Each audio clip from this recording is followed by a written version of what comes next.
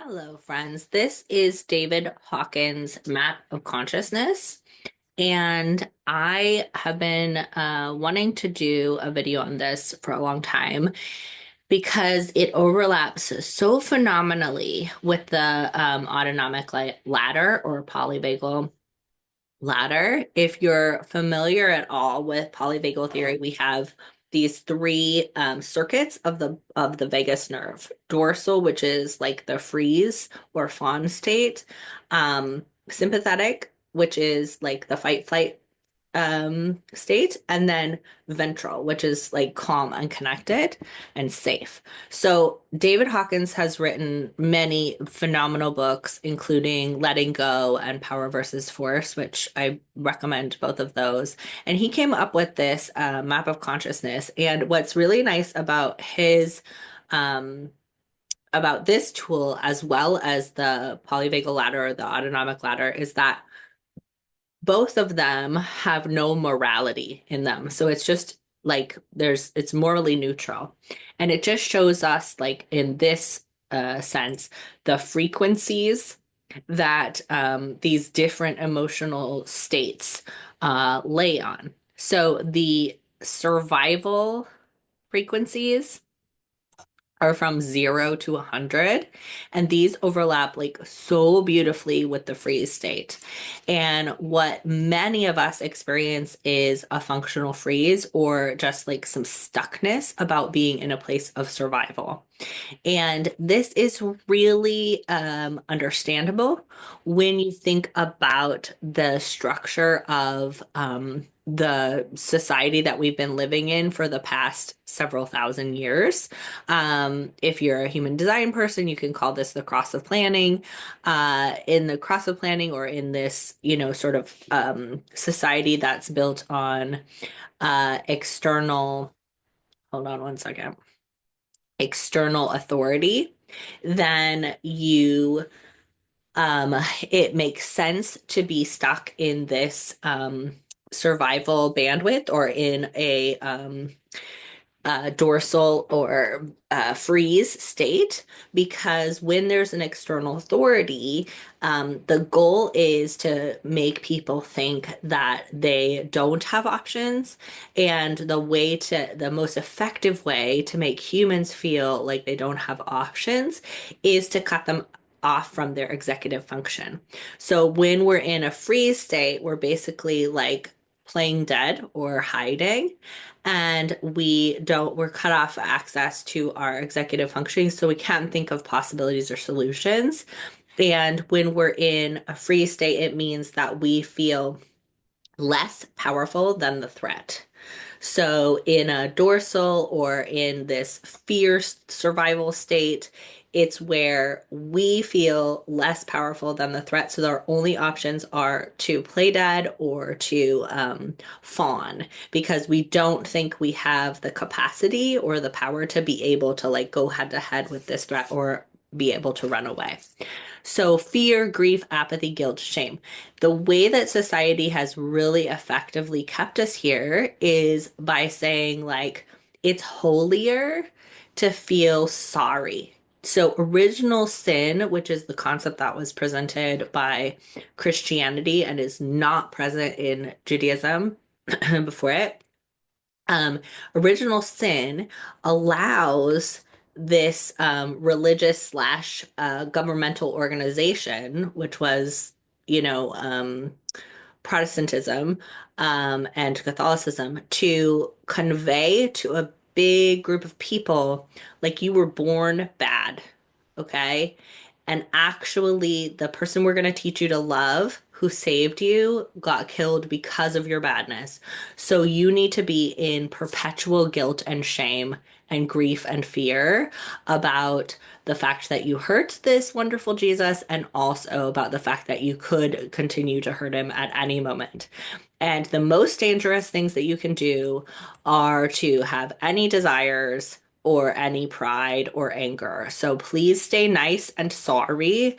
In that way, we can control you very effectively. If you are scared of desire, and you're scared of anger and you think that you're just like totally unworthy, then you're never going to question that external authority. You're never going to rock the boat. You're not going to come up with any sort of like threat to the system. You're going to be very easily controlled. And the patriarchy very effectively has even further reinforced that people assigned female at birth are meant to just be like ashamed with that very convenient Eve story, right? You are the cause of all the problems, like times 200. So whenever we're in that fear state, freeze state, we're really just in survival. We're not even suffering because we're like can't even complain about it, right? We can't even like desire for something better. When we start having a little bit of desire and stress, that's actually a positive thing because that means at least we're saying, like, I'm suffering and I want something better. Down here, we're not even wanting something better. We're like, I don't know, I'm just frozen, right? So, religions and schools and patriarchy all communicates to us like, calm down, stay chill, don't get angry, don't complain, don't want anything, just be sorry because you have fucked it up just by being born. So just stay ashamed, stay sorry. That's also what capitalism really effectively does. It's like just keep you saying like you're not doing it right, you are a loser, you should just be so sorry. The amount of energy that we spend here being so sorry is really convenient for an external authority because then we're gonna like run out of energy and we're not gonna have energy to dream or imagine or want anything different. Okay, so then when we go up towards what in the polyvagal theories sympathetic or fight flight, we're gonna be in this green, like suffering range. That's where desire starts to come in. And when we experience stress and anger, it's because we're like, I want this thing and I can't have it. And then when we go up from anger, we start to have some pride, like, but actually, I feel like I deserve it. And then as we get more pride, we're like, actually, I do want it. I'm gonna ask for it. So in this section between desire and courage, these are a lot of things that often people assigned male at birth will be more encouraged to interact with, but people assigned female at birth are very much told, like, do not be here. This is dangerous. You are outside of the umbrella of authority, right? And this is often when people are going through the nervous system work, when this sympathetic starts to come back online as they're recognizing their own humanity. This can feel very scary and it can bump people back down here because they're like, oh no, I'm not supposed to be angry or have desires. Okay.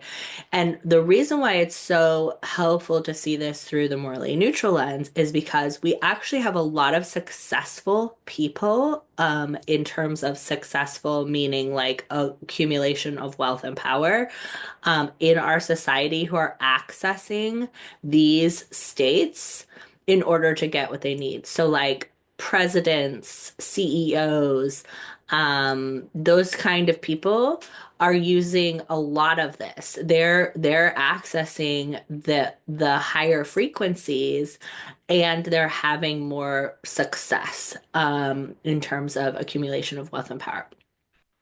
So this can be, even though this is like leading towards consciousness, this can be like a higher frequency that's also used for violence, for example. So it's morally neutral. You can use this power that comes above 125 hertz, to create things that are service to self, and you can create things that are service to others here. So it's morally neutral. It's just whichever way you want to use it.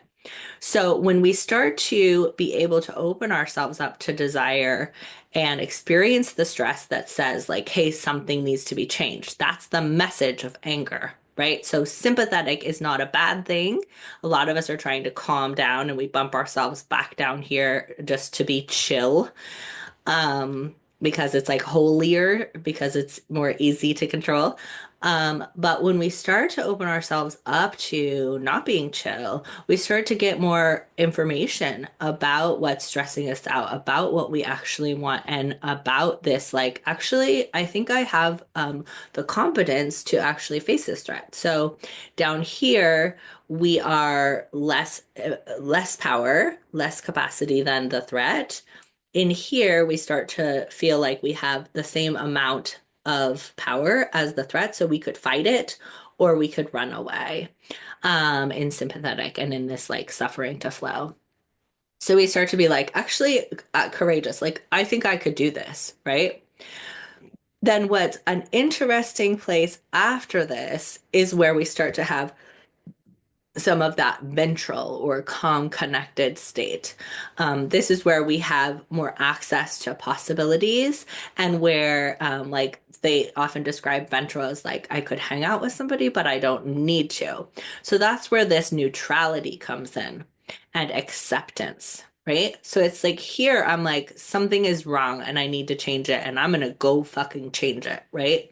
And here we start to get like, oh yeah, I noticed the threat. Like it could be that this tiger eats me, and that could be fine. I could fight the tiger. I may win, but I may get eaten, and I'm willing to have that go either way. I accept that, like, sometimes there's tigers and sometimes they eat things, and maybe this time that's me.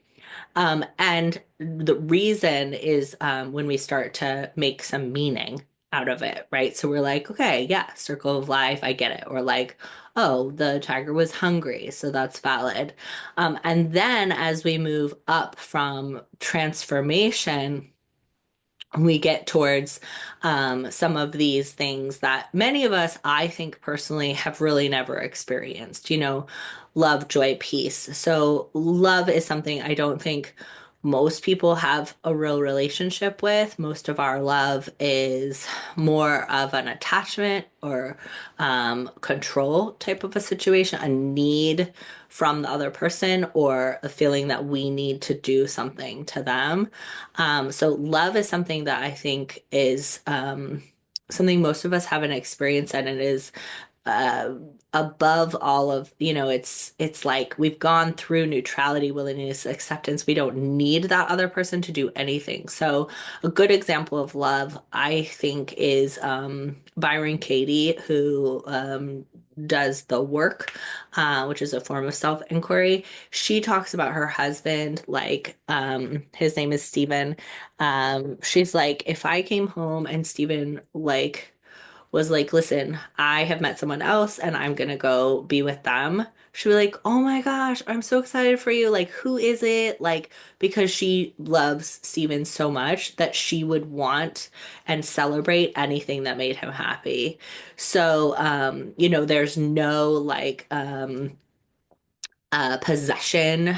There's no like need. There's no control in what I imagine love is. I'm not totally sure if I've experienced it, but I'm beginning to feel like it is the thing that makes me just feel like I adore people, like even people that I perceive as my enemies, when I just feel like sweetness towards them. Like I just want them to be fed and happy and healthy and well taken care of. Like I even feel that warmth towards big so-called enemies like presidents or CEOs. I feel like, oh my gosh, I just love that you're here having this experience and I want to just like take care of you. I want you to be cared for. I want you to access your joy. And joy is very different from happiness. Happiness is like more around circumstances being fun and working out, and joy and peace are more about from what I can understand, like an ability to relax into what is and find like again reason or meaning out of that. I think the meaning making allows for all the peace, joy, and love. And, that's probably why my favorite book is Man's Search for Meaning, which really goes into how, like, you can make meaning out of any circumstance and find um, the love, joy, and peace. So, ventral is more of, anything above 250 here, that neutrality, willingness, acceptance, reason. And I think those all really build the foundation for what is likely above or beyond ventral in that, pure Tao, ultimate consciousness type of place, because, that is sort of that spiritual, otherworldly, like beyond the body type of experience.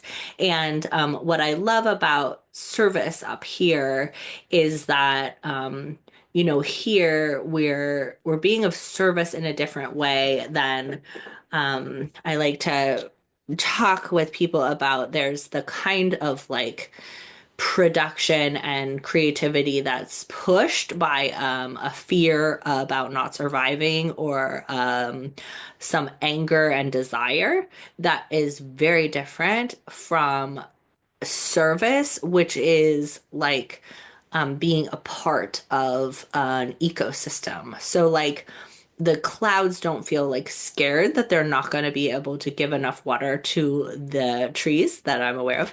Um, they just sort of like show up as their cloud self with whatever water they have in them at the time, and they rain whatever amount makes sense. And then they're like, of service by being themselves, but they're not of service in a way that's like self-sacrificing or trying to get any sort of outcome or any sort of praise or approval or appreciation, right? So it's like we are of service when that's how that like service to others is actually confusing, because when we are of our most like authentic self, we are the most of service to others. Um, and that service does not take any effort, and it doesn't feel like service because it's like, well, I just get to do the thing that I feel like is fun and that meets my needs, and it actually ends up serving. Um, and being of contribution without it feeling like I'm having to serve. So anyways, that's my little take on the map of consciousness. I think it's a really beautiful concept and helps me to understand my feelings and sort of relate them to the nervous system and take care of myself when I'm in any of these places. So I hope that's interesting to you. Let me know if you have any thoughts. And I'll put a link to David Hawkins' books in the description. Okay, love you.